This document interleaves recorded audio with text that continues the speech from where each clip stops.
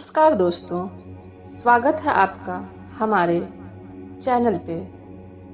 आज हम सुनेंगे महादेव जी के बारे में महिमा।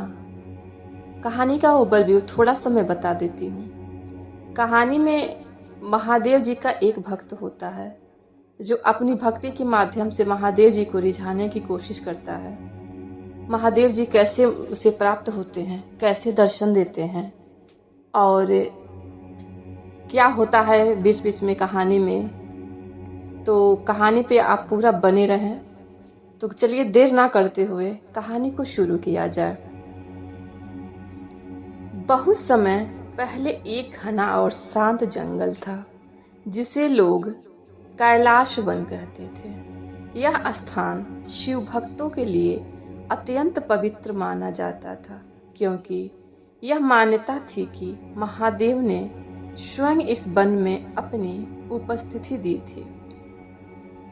वहां के वायु में भक्ति का ऐसा स्पंदन था कि आने वाले प्रत्येक व्यक्ति के मन को शांति और दिव्यता का अनुभव होता था।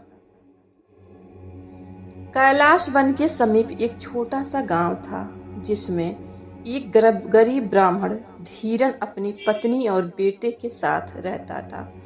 धीरन अत्यंत निर्धन था, लेकिन उसकी भक्ति इतनी प्रबल थी कि लोग उसे शिवानंद कहकर पुकारते थे। धीरन का जीवन शिव जी की पूजा और भजन में बीतता था। वह हर दिन पास के शिवालय में जाकर बेलपत्र, धतूरा और जल अर्पण करता और ओम नमः शिवाय का जाप करता था। एक दिन गांव में अकाल पड़ा, फसलें सूख गईं, जल स्रोत खत्म हो गए और लोगों की स्थिति अत्यंत दयनीय हो गई। धीरन के परिवार के पास खाने को कुछ भी नहीं बचा। उनकी पत्नी ने कहा, अब हमारी भक्ति किस काम की? धीरन, क्यों? शिवजी तो हमें भोजन तक नहीं दे पा रहे हैं। धीरन ने शांत स्वर में उत्तर दिया, महादेव की महिमा अपरंपार है। वे हमें परीक्षा में डाल रहे हैं, हमें उनका स्मरण नहीं छोड़ना चाहिए। धीरन की पत्नी ने कहा कि अब क्या करें, भूखे पेट तो गुजारा होगा नहीं। उस रात धीरन ने भूखे पेट ही शिव जी का ध्यान किया। अचानक एक चमत्कार हुआ। शिव जी उनके स्वप्न में प्रकट हुए। उनके जटाजूट से गंगा की धारा प्रवाहित हो रही थी और उनकी आंखों में अपार करुणा झलक रही थी।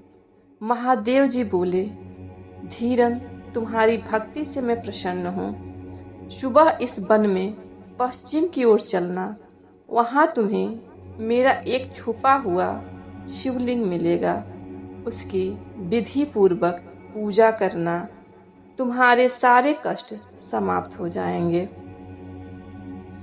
धीरन ने सुबह उठकर स्वप्न का स्मरण किया और अपनी पत्नी व बेटे को साथ लेकर कैलाश वन के पश्चिम की ओर चल पड़ा। वहां उन्होंने एक छोटी सी झाड़ी के नीचे शिवलिंग को पाया। जैसे ही उन्होंने उस पर जल डाला, एक अद्भुत घटना घटी। झाड़ी के चारों ओर से शीतल जल की धारा प्रवाहित होने लगी। वह जल न केवल पवित्र था, बल्कि अमृत समान मीठा भी था। गांव के अन्य लोग भी वहां इकट्ठा हुए। उन्होंने देखा कि जहां पहले सूखा था, वहां हरियाली छा गई है। गांव के सभी जल स्रोत पुनर्जीवित हो गए। यह देख सभी लोगों ने मिलकर महादेव के उस शिवलिंग की पूजा की। उस दिन से उस स्थान का नाम अमृतेश्वर महादेव पड़ गया। धीरन ने महादेव जी के इस चमत्कार को अपने जीवन का आधार बना लिया, लेकिन उन्होंने एक बात और साझी की कि केवल भक्ति ही नहीं, बल्कि कर्म भी उतना ही महत्वपूर्ण है जितना कि भक्ति।